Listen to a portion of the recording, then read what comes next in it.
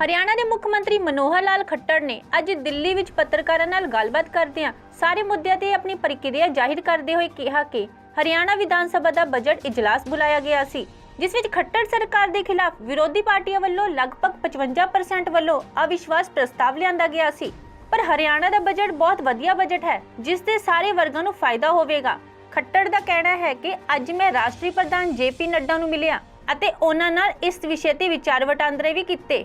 ਖੱਟੜ ਨੇ ਕਿਹਾ ਕਿ ਮੀਟਿੰਗ ਦੌਰਾਨ ਕਿਸਾਨ ਅੰਦੋਲਨ ਤੇ ਵੀ ਵਿਚਾਰ ਵਟਾਂਦਰੇ ਕੀਤੇ ਗਏ। ਨਾਲ ਉਹਨਾਂ ਕਿਹਾ ਕਿ ਕਰੋਨਾ ਦੀ ਲਾਗ ਜੇਕਰ ਦੁਬਾਰਾ ਫੈਲਦੀ ਹੈ ਤਾਂ ਹਰਿਆਣਾ ਸਰਕਾਰ ਇਸ ਨਾਲ ਨਜਿੱਠਣ ਲਈ ਪੂਰੀ ਤਰ੍ਹਾਂ ਤਿਆਰ ਹੈ।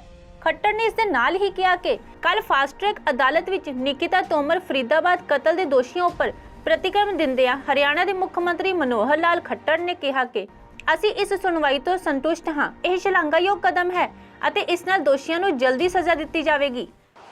अभी इस बार का जो बजट सेशन है बहुत ही बहुत अच्छे प्रकार से वो संपन्न हुआ है। चाहे गवर्नर एड्रेस की बात थी, वो भी 2 दिन उस पर चर्चा चली।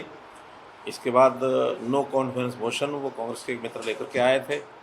हमने उन सारी उनकी शंकाओं को भी दूर किया, उनकी हर बात का जवाब दिया और बहुत ही एक अच्छे प्रकार से उसको संपन्न किया। और वो जो उनका अविश्वास प्रस्ताव था वो 55-32 से गिर गया।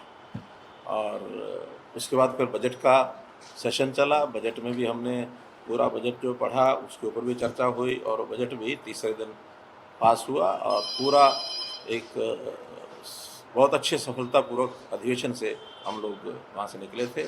इसके बाद तो मुझे राष्ट्रीय अध्यक्ष जी से आज मिलना था, क्योंकि पूरा पिछले लगभग 1 महीने से मिलना नहीं हुआ था। पूरी जो हमारी बजट की जो कार्रवाई है वो उनको बताई है। उन्होंने कुल मिलाकर जो 5 राज्यों में चुनाव चल रहे हैं उसमें हरियाणा के कार्यकर्ताओं को जाने के लिए आह्वान किया है और हरियाणा की बाकी परिस्थितियों पर भी चर्चा हुई, जैसे किसान आंदोलन है और कोविड का जो विषय दोबारा से चूँकि एक प्रभाव दिखाने लगा अपना, उसमें भी हमारी जो तैयारियां हैं वो सब बताई। तो ऐसी एक जिसको कहना चाहिए एक औपचारिक तौर पर ये एक बैठक हुई, हमारी सारे विषय को अवगत उनसे करा।